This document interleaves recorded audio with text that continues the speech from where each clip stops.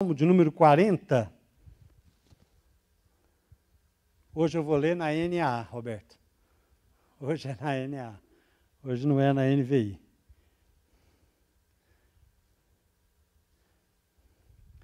Porque na NVI, o texto vai começar, esperei pacientemente ou confiantemente pelo Senhor. E a NAA vai usar a expressão que eu mais gosto, que é esperei com paciência pelo Senhor. Ele se inclinou para mim e me ouviu quando clamei por socorro. Tirou-me de um poço de perdição, de um atoleiro de lama. Colocou os meus pés sobre uma rocha e firmou os meus passos. E me pôs nos lábios um novo cântico, um hino de louvor ao nosso Deus. Muitos verão essas coisas, temerão e confiarão no Senhor. Muito obrigado, Pai, pela sua palavra bendita e maravilhosa, que nos anima, nos impulsiona, nos corrige, nos dirige e faz com que nós possamos viver em paciência e esperança, esperando pelo Senhor. No nome de Jesus, amém. Deus é um Deus de graça. Deus é um Deus gracioso. Tem muita gente que fala assim, por que o Deus do Antigo Testamento, ele é um Deus diferente do Deus do Novo Testamento? Porque no Antigo Testamento a gente vê Deus dizendo que é para matar, é para destruir, é para invadir, e no Novo Testamento Jesus se apresenta como um Deus de amor misericordioso. Na verdade, tanto no Novo Testamento quanto no Antigo Testamento, tem vários textos que nós, olhando por toda a Bíblia, a gente vê a graça de Deus sendo manifestada. Em todo o tempo, você vê a graça de Deus sendo manifestada. Por exemplo, quando Deus expulsa Adão e Eva do paraíso, muita gente fala, aquilo é castigo. Aquilo não foi castigo, aquilo foi graça. Aquilo é a graça de Deus. Lembra que no Jardim do Éden tinha a árvore do conhecimento do bem e do mal, que eles não deveriam comer, mas tinha também uma árvore chamada árvore. Os irmãos lembram? Árvore da vida. Tinha a árvore da vida. Alguns teólogos declaram que esta árvore da vida, quando Adão e Eva comiam, as suas células se renovavam. Já pensou uma dessa lá no quintal de casa? Olha só, né? Acho que meus cabelos não iam cair, viu, irmão? Acho que eles iam ficar pretinhos e grandes, viu, Carlinhos? Mas, quando a gente pensa que Adão e Eva, no Jardim do Éden, pecadores, e vivendo naquele corpo de pecado, e sempre comendo do fruto da vida, eles nunca iam morrer.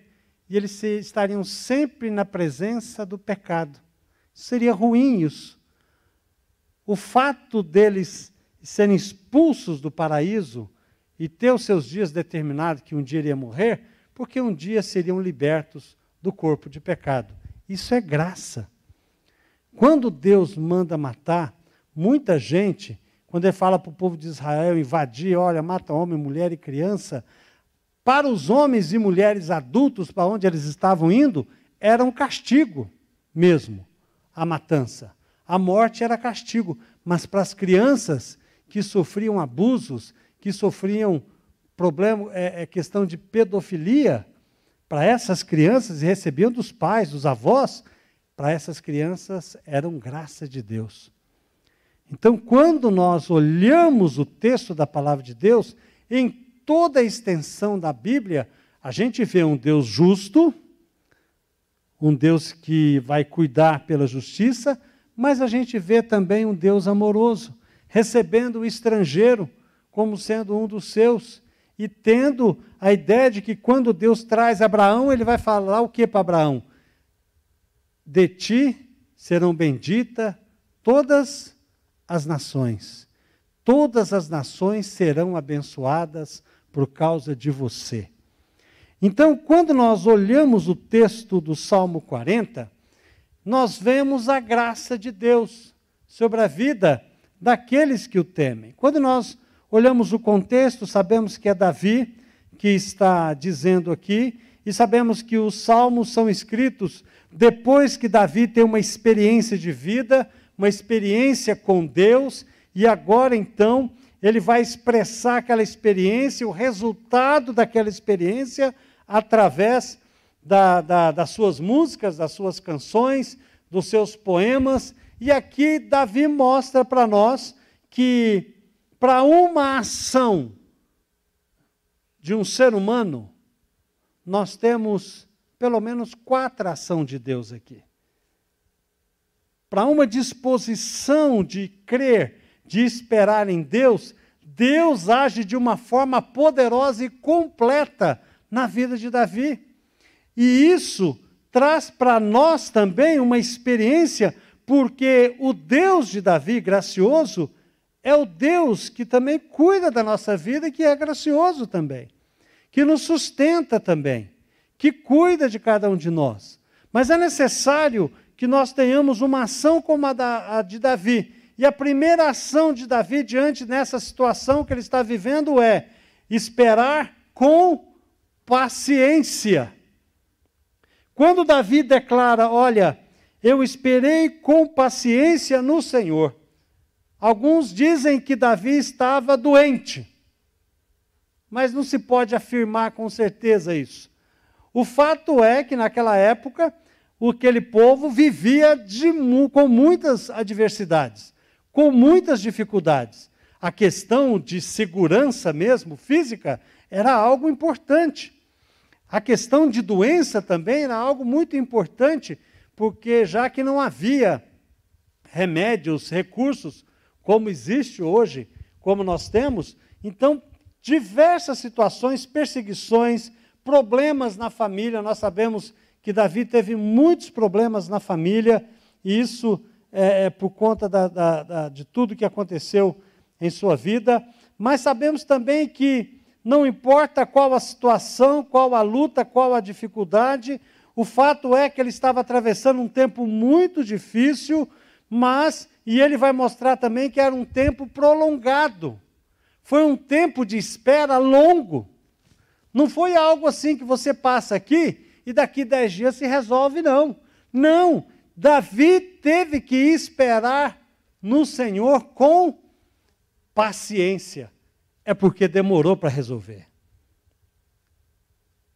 É porque teve tempos em que ele teve que crescer com essa dificuldade. Deus permite que algumas situações aconteçam conosco, mas Ele sabe que essas situações é para que nós sejamos provados e aprovados. Seja em qual área for da nossa vida, Deus sempre está nos usando as situações e permitindo que as coisas aconteçam para que nós possamos aprender, primeira coisa, a se aproximar dEle. Segunda coisa, a esperar nele, porque é Ele quem tem as promessas de cuidar de cada um de nós. É Deus quem tem as promessas de nos dar esperança. É claro que teve tempos de incertezas, teve tempo, provavelmente, de alguma ansiedade pelo lado de Davi, mas esse tempo foi passando. Mesmo Deus que adiou a ajuda para Davi, o coração dele se manteve sereno. O coração dele se manteve em paz, porque ele sabia que a única pessoa que poderia ajudá-lo era Deus. E aqui nós temos que entrar na questão do tempo. E o tempo é o nosso inimigo. O tempo é o nosso inimigo, porque nós vivemos num contexto diferente de Davi.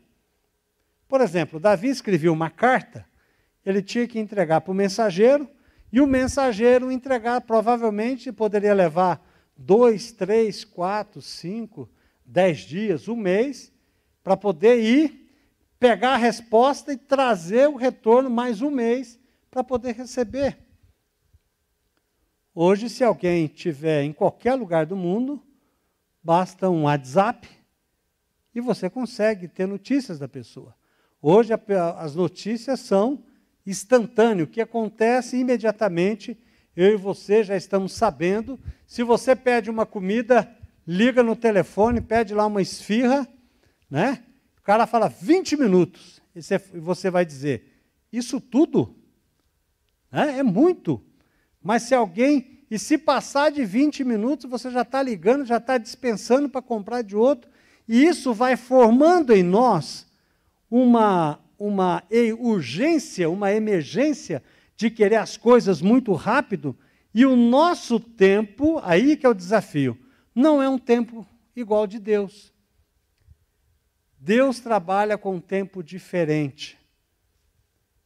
Basta dizer que a Bíblia diz para nós que para Deus um dia é como 1000 anos, e 1000 anos como um dia. Então nós temos que aprender a viver a nossa vida cristã de acordo com o tempo de Deus. E paciência é algo que nós precisamos aprender a desenvolver. Esperar realmente em Deus com paciência, esperar em Deus esperando o tempo dele. E não desistir nessa caminhada, não desanimar nessa caminhada, não deixar que a nossa fé esmoreça, não deixar que a nossa fé venha venha desanimar ou a gente venha se afastar. Não, nós precisamos esperar com paciência no Senhor, porque Deus entrará com providência no tempo certo, no momento exato. O segundo ponto aqui é a ação de Deus diante da oração de Davi.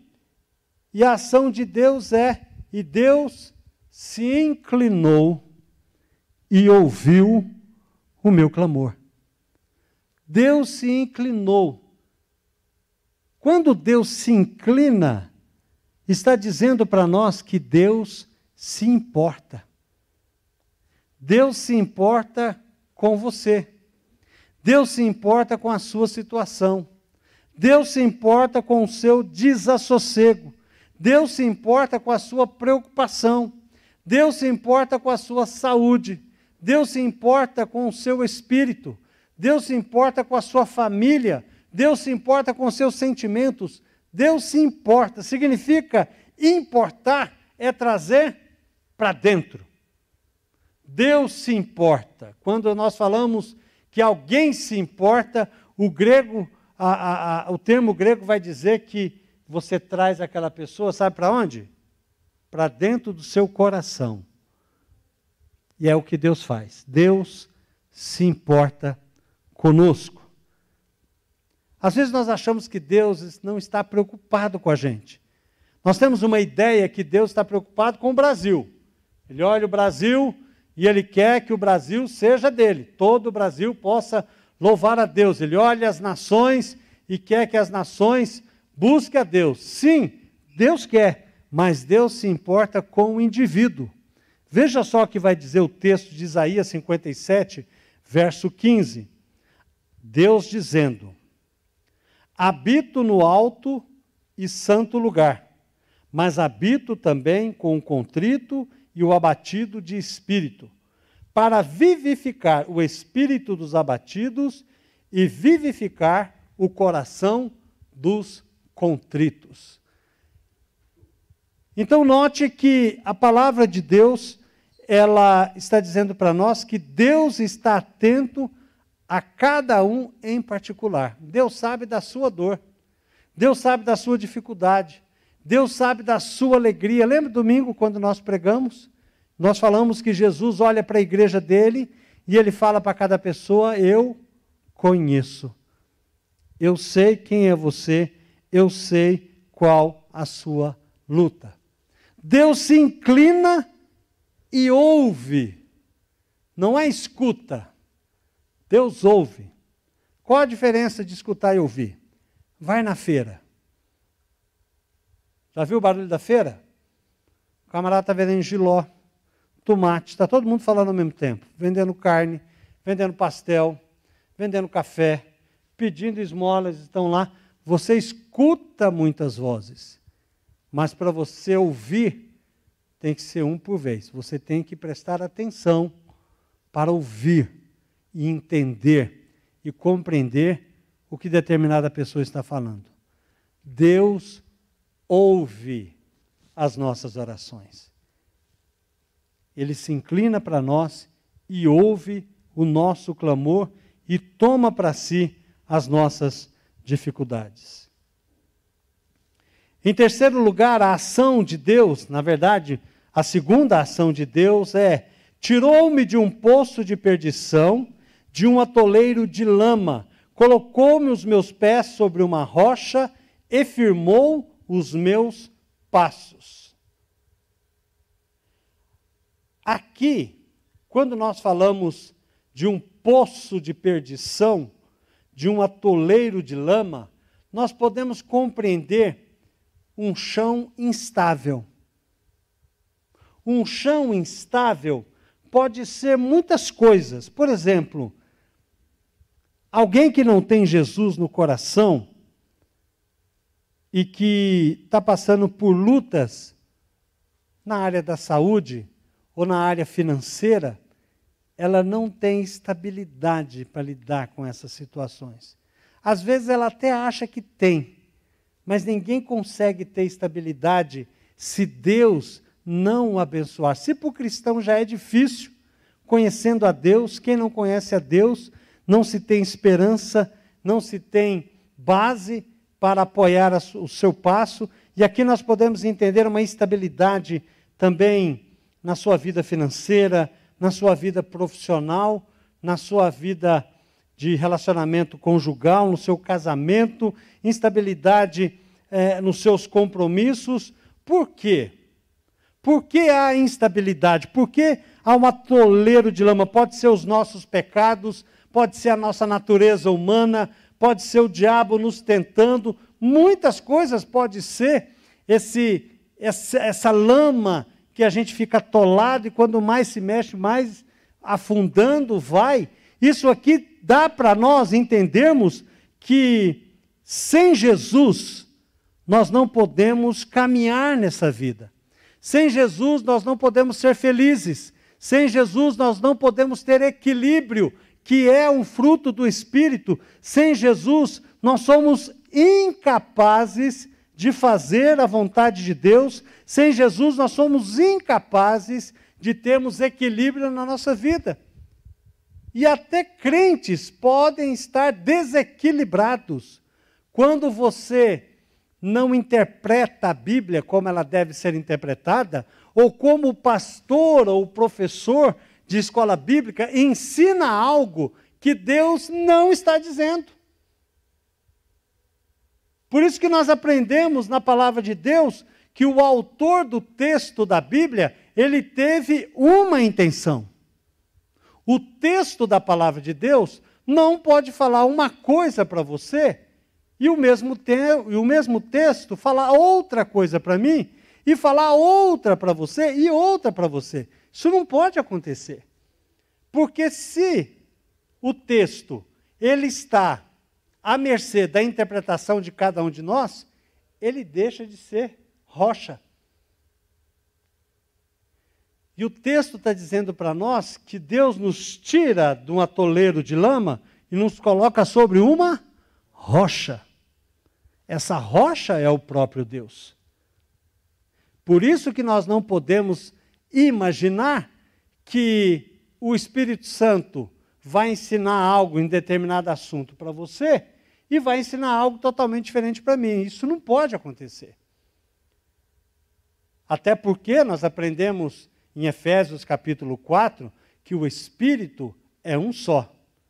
Um só Espírito, um só pensamento, uma só fé, um só Senhor. Por isso que temos que basear a nossa vida, sim, aí sim, basear a nossa vida naquilo que o Senhor coloca para nós, dizendo que irá nos colocar sobre uma rocha. Essa rocha é o próprio Deus. Veja só, 1 Samuel 2,2 diz: não há rocha alguma como o nosso Deus. Salmo 144,1: bendito seja o Senhor, a minha rocha. Salmo 28:1, a ti clamo, Senhor, minha rocha. Salmo 78:35, lembra-se de que Deus é a sua rocha. Salmo 71, verso 3, peço-te que sejas a minha rocha de refúgio. Salmo 95:1, venham, cantemos ao Senhor com alegria, aclamemos a rocha da nossa salvação. Salmo 62, verso 6, somente Ele é a rocha que me salva. Isaías, 2 Samuel 22:32, e quem é a rocha, senão o nosso Deus? Isaías 26, verso 4, confiem para sempre no Senhor, pois o Senhor, somente o Senhor, é rocha eterna. É a rocha eterna. 2 Samuel 23:3, o Deus de Israel falou, a rocha de Israel me disse, quem governa o povo com justiça, quem governa com temor de Deus. Só alguns textos do Antigo Testamento. Se você levar isso para o Novo Testamento, nós vamos ler em Efésios capítulo 2, 20, quando diz, edificado sobre o fundamento dos apóstolos e profetas, sendo Ele mesmo, Cristo Jesus, a pedra angular. Eis que ponho em Sião uma pedra de tropeço e rocha de ofensa, e aquele que nele crê não será envergonhado. Romanos 9, 33. Porque ninguém pode lançar outro fundamento, além do que foi posto, o qual é Jesus Cristo. Em Mateus capítulo 7, diz sobre duas casas, uma construída sobre a areia e a outra construída sobre a rocha. O Senhor é rocha. Nós estamos firmes e equilibrados quando a nossa vida e os nossos pés estão sob a rocha, que é o nosso Deus. Quando nós estamos com os nossos pés sobre a rocha, nós somos abençoados, nós somos guardados, nós somos orientados e nós temos capacidade, através da palavra de Deus, de tomar decisões que seremos abençoados e seremos luz neste mundo. E seremos sal neste mundo. Mas, infelizmente, muitos crentes, muitos que conhecem Jesus, têm se atolado cada vez na lama, porque não têm permitido que o Senhor transforme as suas vidas. Não têm confiado suficientemente no Senhor para que o Senhor possa retirá-lo da lama e colocá-lo sobre a rocha. E em quinto lugar, a ação de Deus. Mais uma vez, Deus coloca um hino de louvor nos lábios do salmista. Deus não somente olha para o indivíduo, não só tira ele do atoleiro de lama, não só coloca ele sobre uma rocha, mas Deus coloca alegria no seu coração. Deus coloca paz, Deus coloca esperança, Deus coloca canção no coração daquele que nele espera e confia. É por isso que quando nós louvamos a Deus, isso não vem de nós. Isso vem do próprio Deus. O próprio Deus coloca a canção nos nossos lábios para que nós possamos louvá-lo e para que nós possamos testemunhar daquilo que Deus tem feito em nossa vida. Louvar a Deus é algo muito importante, porque é Deus que coloca e Deus se alegra com os nossos louvores. Deus se alegra quando nós louvamos, edificamos, exaltamos o teu santo nome, porque é fruto dos nossos lábios, que vem do nosso coração, que Deus coloca no nosso coração. Tudo vem dele. Veja só o que diz Isaías 61:3, por sobre os que choram em Sião, pôs sobre os que choram em Sião, uma coroa em vez de cinza, óleo de alegria em vez de pranto, manto de louvor em vez de espírito angustiado. Deus tira a angústia e coloca a alegria. Deus tira a tristeza e coloca a paz. Deus tira o lamento angustiado e coloca o cântico de louvor. E o Salmo 30, verso 11 diz: tornaste o meu pranto em dança alegre, tiraste o meu pano de saco e me cingiste de alegria, para que o meu espírito te cante louvores e não se cale. Senhor Deus meu, graças te darei para sempre. Quando fala tiraste o meu pano de saco, significa tira a pessoa do luto. Porque o pano de saco era realmente isso, era o luto. E ele está dizendo, tira o luto e coloca alegria no nosso coração. Cada um de nós, como crentes, como filhos de Deus, precisamos aprender a esperar no Senhor com paciência, sabendo que o Senhor está atento, Ele se inclina, sabendo que o Senhor está disposto a nos colocar sobre a rocha, não qualquer rocha, mas Jesus, o fundamento, a doutrina dos apóstolos, que é o nosso Senhor Jesus, e está disposto a transformar a nossa vida, colocar alegria no nosso coração, tirar a tristeza, colocando esperança e colocando o hino de louvor à nossa vida. Que Deus nos abençoe e que nós possamos aplicar a palavra do Senhor ao nosso coração. Amém?